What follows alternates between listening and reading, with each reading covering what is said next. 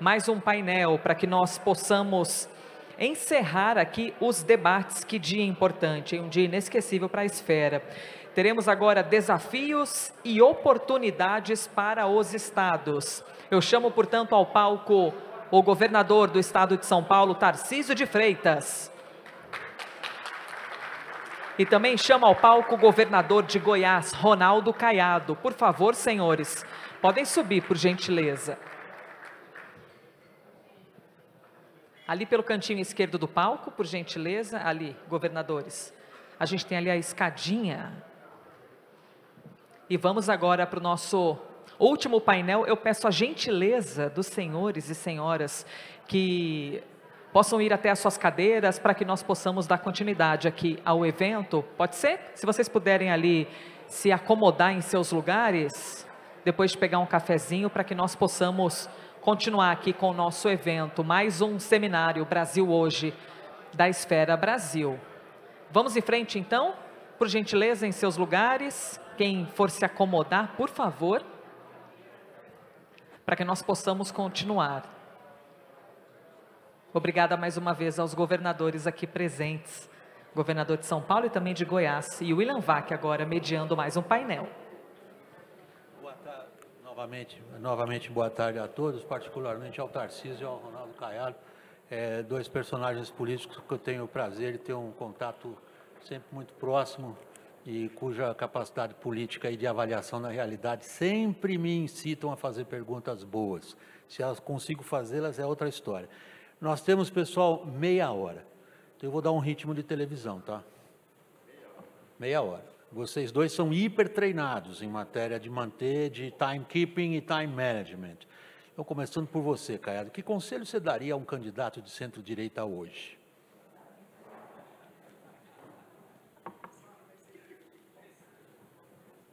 Preciso repetir a pergunta, você já teve tempo de pensar. Então, de novo, que conselho você daria hoje a um candidato de centro-direita? Bom, eu não estou dizendo que você é, se você quiser se pronunciar como candidato, fique à vontade.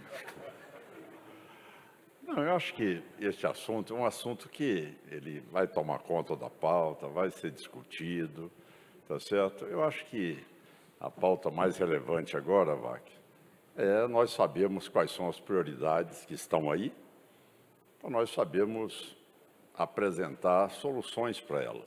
Eu acho que esse é o problema. Eu acabei de assistir aqui uma discussão sobre segurança. Tá certo? Hoje, a queixa primeira da população brasileira. Muita teoria, pouca prática. Não é? Então, acho que as ações elas precisam de vir acompanhadas de resultados. Eu acredito nisso, eu acredito na política. Eu sou um homem que veio da política, tá certo? Tenho vários mandatos, venho da boa política, e a boa política sabe achar alternativas para os problemas da população. Agora, o que preciso é que as pessoas saibam assumir o cargo com independência moral e intelectual, para que possa implantar aquilo que a sociedade deseja. E aí sim, eu vejo os resultados acontecerem chegando à população. Tarcísio, sabe qual é a leitura que um jornalista profissional da velha guarda como eu faz do que acabou de ouvir? Que um candidato de centro-direita tem que trazer as respostas que o presente governo não está conseguindo trazer. Que tem que ter a independência moral que o presente governo não tem. E que tem que atender às digamos, preocupações centrais da população, que, como ele disse, muita teoria e pouca prática, evidentemente não estão sendo atendidas. É isto que tem que fazer um candidato de centro-direita? Acho que a gente tem que partir, primeiramente, da percepção de quais são os principais riscos, os riscos mais importantes do Brasil hoje. Eu diria que nós temos dois riscos importantes. Um, do ponto de vista econômico, que é o risco fiscal. E o risco fiscal vai drenar oportunidades do Brasil. E a gente já está vendo isso. Nós temos países mais bem posicionados e a gente está perdendo o time, perdendo o bonde.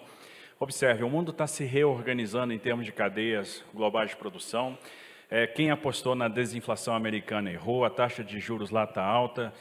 Isso vai drenar a liquidez internacional. A gente tinha que ser muito mais bem comportado e a gente não está conseguindo ser. A gente não está conseguindo perceber que é necessário enxugar despesa, reservar recursos para fazer investimento e ter capacidade de atrair o capital privado, ter capacidade de liderar a transição energética. E o segundo maior risco... Essa é a prioridade 000, atacar a questão fiscal. Eu diria que do ponto de vista econômico, essa é a prioridade 0. Esse é o risco mais importante. Do ponto de vista social, eu diria que o risco mais importante, e isso foi bem colocado pelo Caiado, é o risco da segurança pública. É o maior anseio da população e a gente precisa dar a resposta em segurança pública, em especial no que diz respeito ao combate ao crime organizado, que é o grande câncer do Brasil hoje. Eu duvido, cara, que você discorde da questão fiscal como uma prioridade. Como é que você atacaria essa questão?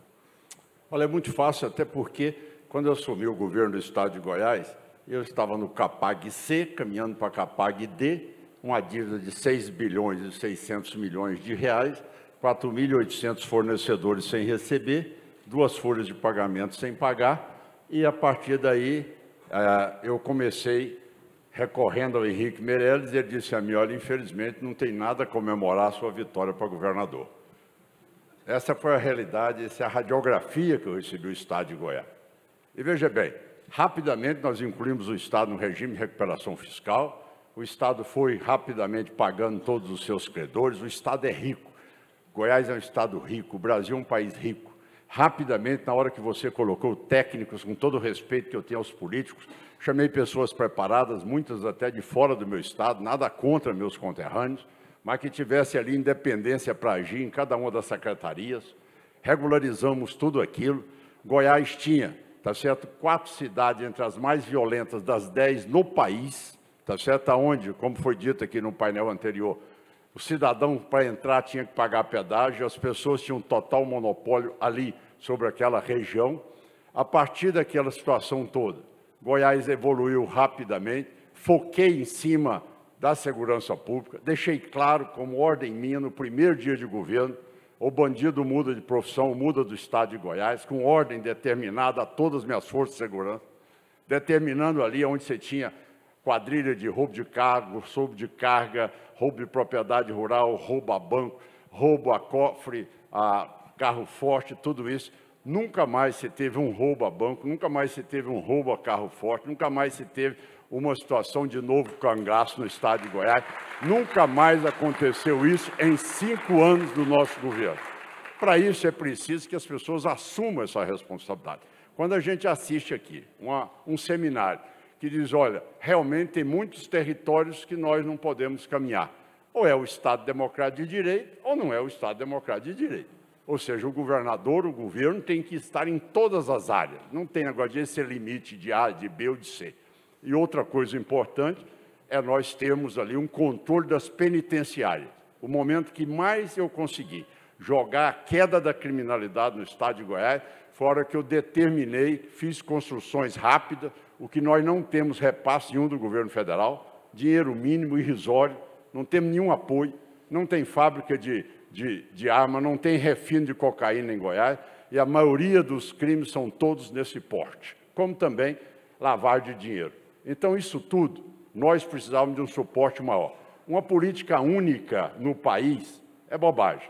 A Força Nacional está aí. Foi para o Rio de Janeiro, me deram um dado lá, gastaram 10 milhões de reais, prenderam um revólver e um documento lá que estava falsificado. Então, o que nós precisamos de ter é os governadores assumindo, tendo apoio do governo federal, nós sabemos aonde atacar. Aí precisa de ter comando e coragem para enfrentar o narcotráfico. Eu estou entendendo claramente para onde você quer levar a conversa. Você quer levar a conversa para aquilo que realmente está mais no coração das pessoas, que é a questão da segurança pública. Eu vou voltar um pouco à questão fiscal, Caiado, porque na época em que você enfrentou, você não tinha o parlamento brasileiro com as prerrogativas que tem de dominar a alocação de recursos via orçamento federal como tem hoje. É relativo. Isso é relativo. É relativo. Então, mas o parlamento brasileiro hoje é poderoso. Você sentado no Palácio do Planalto, você vai ter que lidar com um parlamento fracionado, eleito por um sistema proporcional que garante a desproporção, com enfraquecimento dos líderes de bancadas e dos líderes partidários. Eu quero passar essa questão para o Tarcísio e você volta a ela, Tarcísio. Nós temos uma... Imagine se você sentar no Palácio do Planalto. Uma disfunção, né? Ao longo do tempo, a gente tem um Congresso ficando cada vez com mais poder e cada vez com menos responsabilidade. né? Então, o Brasil vai caminhando para um parlamentarismo sem ser um parlamentarismo. Então, esse reequilíbrio a gente precisa proporcionar. Nós já estamos nele, na sua opinião? Com certeza. Quando eu estava no Ministério, eu às vezes recebia as bancadas, elas diziam para mim, ministro, eu preciso da sua ajuda, preciso fazer essa obra. Eu digo, tudo bem, então vamos combinar aqui uma coisa, devolve o dinheiro para mim que eu faço essa obra para você. Porque vocês levaram o dinheiro todo e os ministérios ficaram sem dinheiro para fazer a política pública. Então vamos combinar uma coisa, você quer fazer essa obra? É só você me entregar o dinheiro que eu faço essa obra para você. Eu consigo fazer, mas eu preciso do recurso. Agora, isso tem que ser pactuado. E existe uma disciplina no que diz respeito à atribuição de emenda, principalmente para aqueles projetos estruturantes que a gente precisa estabelecer. E isso, obviamente, se estabelece na base da negociação. Caiado. Bom, eu convivi naquela casa por 24 anos, 5 mandatos de deputado federal, 1 de senador da República. Na nossa época, né, Cátia, acaba ter R$1 milhão para comprar 2 tratorzinhos, era muito que você tinha. Daí a pouco hoje você tem deputado federal que tem 150 milhões, senador com 300 milhões de reais. Você vê ministro não tendo direito a definir nada. O discricionário depende de ligar para o relator, pedir, ó, pelo amor de Deus, me passa um dinheiro. Então, quer dizer, as pessoas têm que saber o que é presidente da República. Se o cidadão abre mão da prerrogativa de ser presidente da República, outro toma conta. Presidência da República é presidente da República. Se o sistema é presidencialista, o Congresso tem que entender os seus limites e as suas prerrogativas. Como é que você toma isso de volta? Então, você, se presidente concorda, da República, ele basta ser implantado. Então, você tem que ter pulso e credibilidade para implantar no seu país aquilo que é o sistema que a Constituição define. Se fosse parlamentarismo, tudo bem, mas não é. E, como tal, cabe ao presidente, que é quem apresenta o plano de governo à população, ele é que foi eleito, ele é que tem que prestar conta do plano de governo, tá certo? E, sem dúvida nenhuma, ele é que tem que implantar as suas políticas. Agora, se você quiser, no âmbito fiscal, ver um desastre, acompanhe o que está acontecendo no Brasil no atual governo. Aí sim, é um verdadeiro desastre do ponto de vista fiscal. O maior déficit fiscal que nós já vimos na história do país, com mais de 230 bilhões de reais. Tá certo? Quer dizer, um arcabouço fiscal que todo mundo viu que isso é uma piada. Ou seja, ele já foi revogado no primeiro ano. Já foi autorizado a gastar o quanto quiser. Sair de um teto fiscal e ir para um arcabouço fiscal é, sem dúvida nenhuma, não sei se o Roberto Campos ainda está aqui, ele tem apanhado bastante por esse motivo. Porque ele quer manter a inflação dentro daquilo que é o parâmetro de inflação, o governo quer ganhar na arrecadação em cima da inflação, que é um dos componentes mais importantes para ter um falso positivo de arrecadação, a inflação. Ele segura, o governo bate nele. Sem dúvida nenhuma. E que a inflação, que é para exatamente poder arrecadar mais, não é com incentivo da atividade econômica no país, mas é incentivar a inflação para fazer uma falsa arrecadação. Então, acho que é um tema que nós temos que debater mesmo. E se nós, eu disse a vocês, se nós recebemos o Estado da maneira como está, hoje, tá certo? Com tudo em dia, ainda tem um superávit em caixa de 12 bilhões de reais, isso significa que quando você tem uma gestão séria, respeita dinheiro público, você consegue corrigir e melhorar a vida dos cidadãos. Tá certo? Tarcísio. Essa tese que bandido vai cuidar da área social, no meu estado não tem isso não. Bandido lá não se cria de maneira nenhuma, e essa tese ela é muito maléfica caso ela seja defendida no país. Bandido tem que cumprir pena e está na penitenciária, lá é o lugar dele. Tá certo? Não é fazendo falsa política social como querem empregar, não. Você se associa à descrição da política fiscal tal feita pelo Ronaldo Caiado agora e a descreveu como um desastre? A gente está vendo o que está acontecendo, e eu acho que é para todo mundo ficar de orelha em pé, porque se estabeleceu uma fórmula de reajuste do mínimo que está comendo a reforma da Previdência. Então, aquilo que a gente conquistou, a gente está perdendo e perdendo rápido. Né? A gente vai ter, não faz o exercício que deveria fazer em termos de redução de despesa. Estamos tentando equilibrar as contas por meio do aumento da receita, e quando a gente quer aumentar a receita, a gente escolhe a via da tributação da renda. Ora, o capital é inteligente. Se a gente quer fazer tributação da renda, a gente tem que entender que essa renda vai embora. Ou seja, o dinheiro vai ser realocado, a gente vai ter erosão de base, porque toda vez que a gente parte para a tributação da renda, a gente vai ter erosão de base. Pela fórmula do arcabouço, a gente vai calcular a despesa de 25 em cima da receita de 24. Só que essa receita vai perder potência. Então, a gente vai começar a aumentar o fosso, e isso vai prejudicar o país. Por quê? O próprio Banco Central, em algum momento, vai começar a ter dificuldade, porque não existe política monetária sem âncora fiscal. E aí nós vamos travar crescimento. Significa que a gente vai perder a oportunidade, o bonde vai passar e nós vamos ficar para trás. Ora, quando o governo quiser, vamos crescer, e vai precisar do fiscal, não vai ter o fiscal para responder. E essa é a situação que a gente está preso a essa armadilha de baixo crescimento, é a situação que a gente está vivendo hoje. Muito bem. Caiado, quem é o maior líder político hoje no Brasil? Quem é? O maior líder político hoje no Brasil? Bom, eu conheço política e já faço política há muitos anos. E sou apaixonado por política. Me formei como médico, vivi minha vida operando, mas eu sempre estudei política. Adorei política, eu adoro política, tá certo? Porque eu vejo tanta gente falar mal de política, tá entendendo? Eu tento sempre convencer as pessoas de que existem bons parlamentares, existem bons governadores, prefeitos. Essa tentativa de querer denegrir a imagem é uma bobagem. Certo? Os países chegaram lá onde chegaram, com grandes líderes, homens com a capacidade de poder mobilizar pessoas. Se você analisar hoje, tá certo? Sem dúvida nenhuma, a maior liderança política que eu já assisti, tá certo? Acompanhei desde menino, na época de Juscelino Kubitschek, depois vi período de transição também de Brizola, mas ninguém teve a capacidade de fazer como o Bolsonaro consegue, em levar, mesmo depois sem ter o direito aos seus futuros mandatos, ser candidato neste momento, e como ex-presidente da República, a fazer o que nós assistimos na Paulista, fazer ontem em Copacabana, é onde chega. Quer dizer, isso é inédito, isso eu nunca vi, tá certo, na minha vida política, que indiscutivelmente ele é a maior liderança que tem no país. Tarcísio. Olha, concordo plenamente, é fácil. Ninguém tem o poder de mobilização de Jair Bolsonaro. Ninguém consegue gravar um vídeo, chamar as pessoas para ir para a Paulista e botar 700 mil pessoas na Paulista. Ninguém consegue fazer um vídeo e botar... E detalhe, ainda diz o seguinte, não levem cartaz. E você chega lá na hora e não tem um cartaz, não tem nada. E o pessoal está lá, o pessoal é fiel. Ninguém consegue arrastar a multidão, ninguém tem tanto carisma, ninguém consegue mobilizar tantas pessoas, ninguém consegue... estabelecer um movimento como Jair Bolsonaro conseguiu. Então, um cara que tem que ser estudado, é um fenômeno e é o maior líder político brasileiro. Caiado, esse personagem político, e Tarcísio, esse personagem político que vocês dois descreveram, hoje é inelegível. E enfrenta uma série de processos. O perigo que ele vá ser preso é alto, do ponto de vista das investigações que ele tem a que responder a. Como é que fica, então? Bom, isso aí é uma tese que realmente eu não tenho essa profundeza jurídica para fazer essa pré-avaliação. Eu diria a você que isso aí vai depender das decisões do Poder Judiciário, tá certo? Isso eu acho que a nós, neste momento, principalmente a mim e o Tarcísio, o que nos preocupa é esse tema que nos chamaram aqui, que é exatamente qual é a perspectiva e as medidas que nós estamos vendo um país caminhar por um processo de total descontrole do ponto de vista fiscal.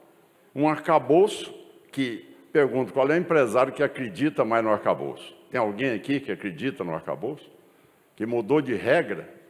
Por que não simplesmente fez algumas alterações no teto de gastos? Aquilo que o Michel Temer implantou, por que não mudar, então, algumas modificações pequenas no teto de gasto? Por que não realmente ver o Estado que está evoluindo bem, poder ampliar a sua parte de gasto também, de acordo com o seu crescimento e ali a sua estabilidade fiscal? É isso que nós estamos assistindo. Então, nós, como governadores hoje, queremos saber como é que nós vamos continuar com a saúde, que é um gasto exorbitante, para serem suportados pelo governo. Aqui, o meu colega teve um caixa aqui que deu conta de fazer a tabela paulista, mas a maioria dos estados não tem. E como nós vamos fazer tudo isso? Como é que nós vamos avançar amanhã nesse processo da segurança pública? Tudo sendo arcado por nós, pelos estados. Onde é que está a parceria deste governo? Então, acho que um governo federal tem que entender que tem que governar com os governadores. Essa que é a realidade. Eu sou muito assim. Como eu sou cirurgião, eu não fico na tese da hipótese, eu sou daquele caso, eu tenho que decidir sobre aquele caso específico. A preocupação minha hoje é como o país vai caminhar com essa total insegurança fiscal implantada no país, de uma reforma tributária que eu falei muito, fui criticado por alguns, daqui a uns dias vocês vão reconhecer que eu estava certo, ninguém sabe qual é o tributo final desse IVA nosso, CBS e IBS, e que vai aumentar em muita carga tributária no país, essa é uma grande verdade, e que nós precisamos de saber como é que os governadores vão viver, que nós somos responsáveis aí pelos 220 milhões de brasileiros. Tarcísio, você veio de fora da política e teve uma carreira que a gente considera, do ponto de vista do jornalismo profissional, meteórica, para o cargo que você foi eleito agora, em função do tempo que você permaneceu nessa praia da política. O Ronaldo Caiado já é mais veterano, já tem um bocado de sabores e alegrias ao longo dessa caminhada, não é? A minha pergunta a você é a seguinte: nós temos um estado hoje na política brasileira, um estado de coisas na política brasileira, que não é só da polarização, é da calcificação, a ponto das pessoas brigarem na família, a ponto de hoje as pessoas começarem a considerar, peraí, eu vou me encontrar com alguém, mas ele é bolsonarista ou é lulista? Ele é isso ou é aquilo? Nós atingimos um grau de divisão que, na minha opinião como repórter, é extraordinariamente perigoso e pernicioso. Como é que pular dessa bolha e abrir para o centro? Bom, eu acho que a acomodação vai acontecer. Eu acredito naquela teoria das melancias que estão no caminhão, e o caminhão vai andando e as melancias vão se acomodando, é um pouco o que vai acontecer. O pêndulo pende para um lado, pende para o outro, e depois ele vai se acomodando. Até e um monte delas acabam esmagadas e não serve mais para nada, né? Mas a gente não vai chegar lá, não. Sabe por quê? O Brasil tem muita resiliência, o Brasil tem muita potência, o Brasil tem muita força, tanta força que resiste a esses governos ruins. Né? Vai sobreviver ao que está acontecendo agora. Então, eu entendo o seguinte, eu acho que todo mundo percebeu, nós tivemos um movimento lá atrás, e que vem com o Bolsonaro, que de repente as pessoas deixam de ter vergonha de dizer, eu sou liberal sim, eu acredito na economia de mercado, eu acredito na liberdade econômica, eu acredito na livre iniciativa. Nós tivemos problemas lá atrás? Tivemos. Foram problemas que não faziam preço na maioria das vezes, diferente dos problemas que nós temos hoje, que são problemas que fazem preço. E aí o Brasil vai perdendo oportunidade.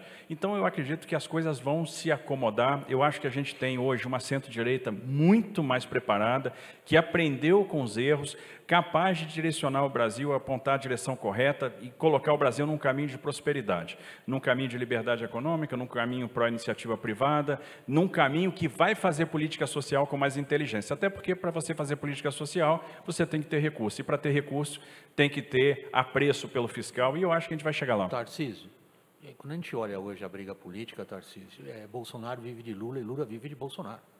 Ambos têm uma ênfase muito grande na polarização e na insistência dessa polarização. A minha pergunta a vocês dois, operadores políticos, como é que vocês pretendem sair de um desses lados e abrir para um centro no qual a gente tem uma parcela da população profundamente cansada disso, Caiado? A coisa, veja bem, eu vou insistir aqui e repetir de novo.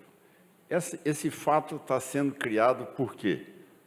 Você não acha que, se o presidente resolvesse se preocupar apenas com o país, do ponto de vista de equilíbrio fiscal, de poder governar com os governadores, de poder fazer políticas de resultado, é isso que cabe. Você não tem que ficar no enfrentamento. Se você ganhou uma eleição, você tem que ir para frente. Você não pode ficar batendo todo dia contra A e contra B. Você tem que ter um foco. Você quer o quê? Você foi eleito para governar ou para debater? Você tem que saber o que você quer na vida.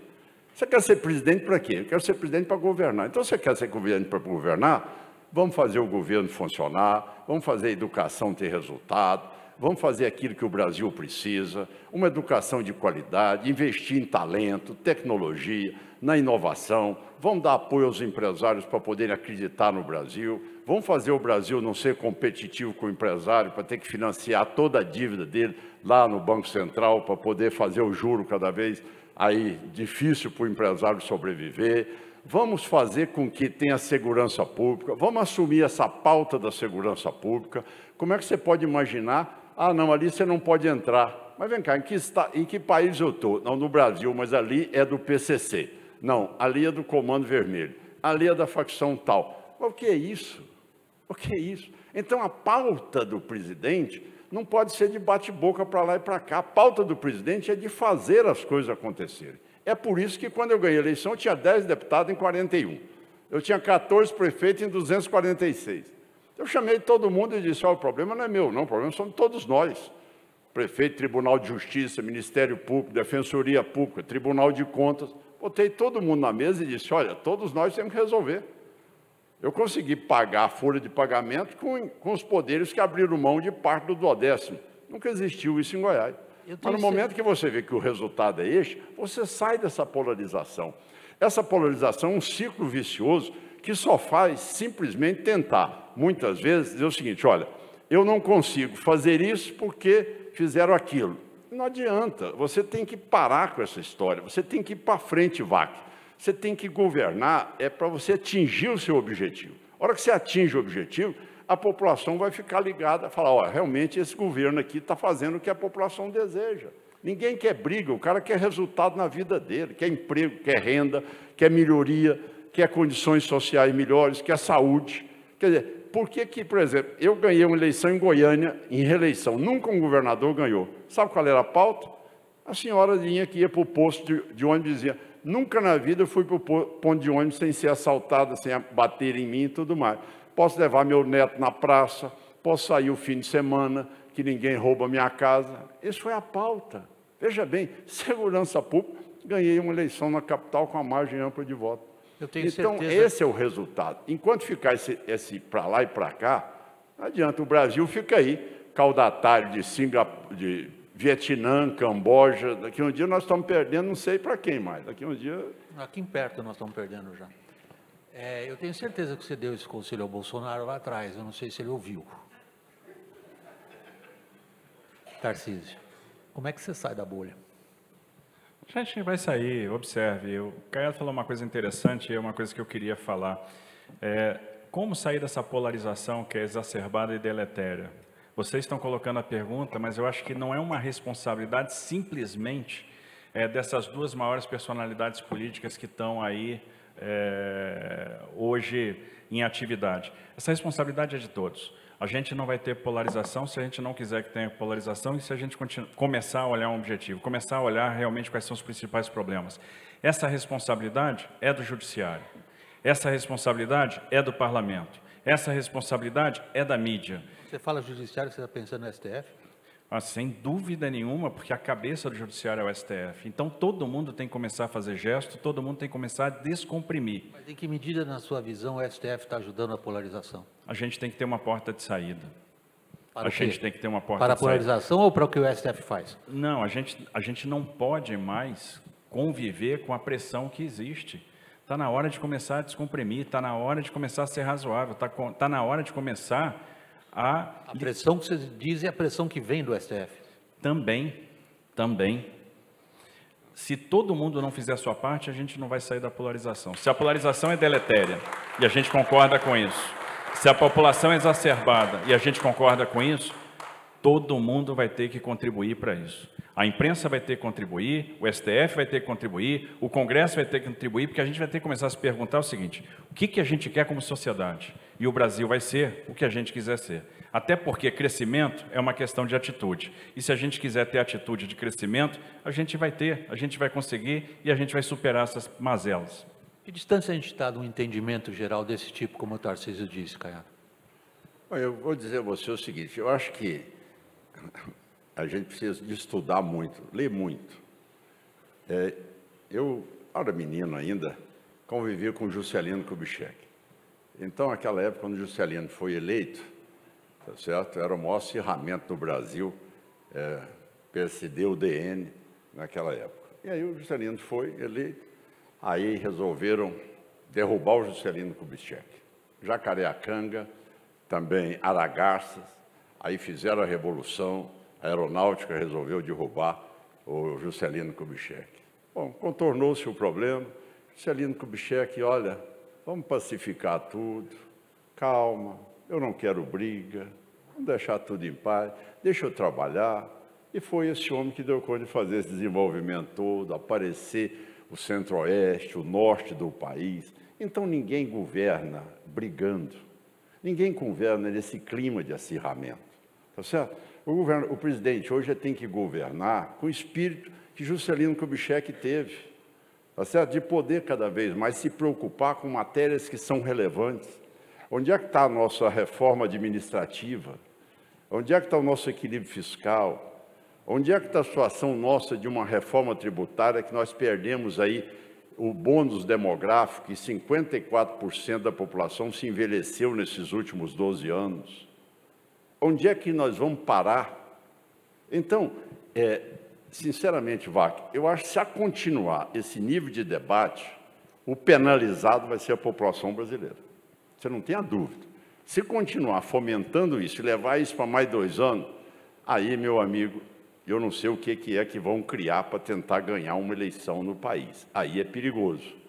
É perigoso por quê? Porque os gastos sem limites, a situação amanhã de achar que podem interferir num processo eleitoral, cooptando as pessoas, principalmente as mais vulneráveis, isso aí desestabiliza o crescimento de um país. Eu acho que mais do que importante é o equilíbrio para se governar. É o equilíbrio para você poder mostrar para a população que tem solução, e o Brasil é o país com o maior potencial. Mas isso eternamente é dito, mas infelizmente tem alguns soluços de momentos de melhoria, mas um quadro muito incipiente aí no prognóstico. Tarcísio, você está vendo o tempo como eu, não é arbitrária, não é decisão arbitrária minha, eu preciso que você seja breve nessa resposta. Que distância estamos do entendimento desse tipo, como vocês dois descreveram? Acho que a gente está cada dia mais próximo por uma razão. A população está cada vez mais de saco cheio, ninguém aguenta mais. E eu acho que a população vai dar o tom. E tenho certeza que a gente vai chegar no entendimento, porque chega uma hora que a corda estica tanto que ela arrebenta. Então, eu tenho certeza que tem muita gente incomodada com o que está acontecendo em várias esferas. E se a gente não entender o que a gente quer como sociedade, não apontar o caminho, a gente não vai crescer, a gente não vai prosperar e nós vamos continuar perdendo oportunidade. O Brasil não pode ser o eterno país do futuro. Para quem gosta do Brasil, para quem acredita no Brasil, tem um caminho, a gente sabe qual é o caminho, a gente sabe fazer, corta gasto daqui, faz reforma administrativa, privatiza, concede, acredita na iniciativa privada. Vamos fazer com que a lei da liberdade econômica floresça, seja uma realidade, vamos ter apreço pelo marco do saneamento e vamos embora, vamos caminhar, que o Brasil tem muito potencial, vai ser líder da transição energética, tem mercados emergentes que a gente pode explorar, a gente pode crescer junto, é só querer fazer. E eu tenho certeza que a população vai dar o tom. Ronaldo Caiado, Tarcísio de Freitas, meu muito obrigado. Obrigado.